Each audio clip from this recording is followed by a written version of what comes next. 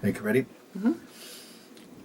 On February 10th, voters will make a decision of whether to begin work to refurbish City Hall.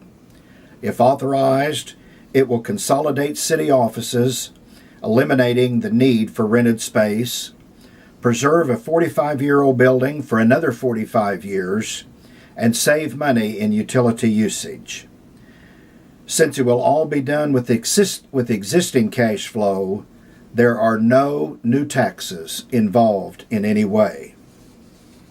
Unfortunately, our newspaper editor and publisher wants to talk about every other issue other than the issue at hand.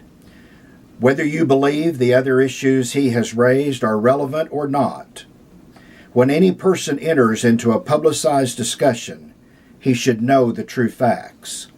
In other words, you shouldn't just own a newspaper, you should report the correct facts.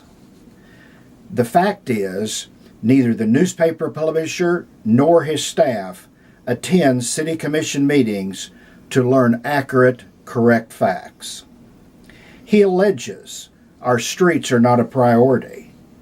The fact is, our city commission commits over $250,000 annually to resurface streets. Again, you shouldn't just own a newspaper, you should report the correct facts. He alleges we need better parks. The fact is, our city maintains 8 separate parks, and in the past 5 years has spent over $242,000 in unreimbursed dollars for new park features in addition to annual maintenance.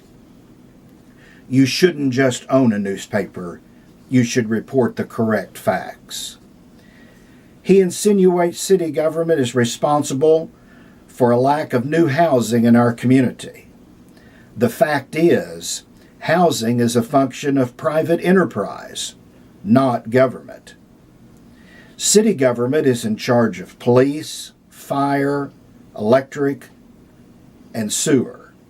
Additionally, it takes on an airport, library, and recreation for all ages. City government's responsibility to housing is not to build new houses, but to establish policies that are encouraging and friendly to private enterprise without being unfair to taxpayers. Our city has 9 separate policies that specifically encourage housing and business expansion. Again, you shouldn't just own a newspaper, you should report the correct facts. He insinuates the city does not have proper utilities and infrastructure. The fact is, in just the year of 2014 alone, the city completed sending a camera through every major sewer line and has already repaired almost 90% of the issues found. Additionally, in 2014, the city spent over $2 million unreimbursed dollars on brand new electric generation, electric distribution, and sewer infrastructure replacements. Once again, you shouldn't just own a newspaper, you should report the correct facts. He blames the city government for not improving the town aesthetically. However, in his own negative editorial, dated December 24, 2014, the publisher states, quote, "Ultimately, beautifying the city is the responsibility of property owners or those responsible for managing property here," close quote. If the publisher thinks he knows of policies that can legally enforce private property owners to clean up their property, he should attend city commission meetings and make those proposals. Again, you shouldn't just own a newspaper, you should report the correct facts. He makes accusations about public safety. The fact is, the problem with law enforcement does not lie with the Cushing Police Department. It lies with a Payne County court system that releases criminals brought to it by the Cushing police so quickly they almost beat the police officer back to Cushing. Again, You shouldn't just own a newspaper. You should report the correct facts. You know, it is easy to criticize when you own a newspaper and you do not have to take responsibility for your words and actions.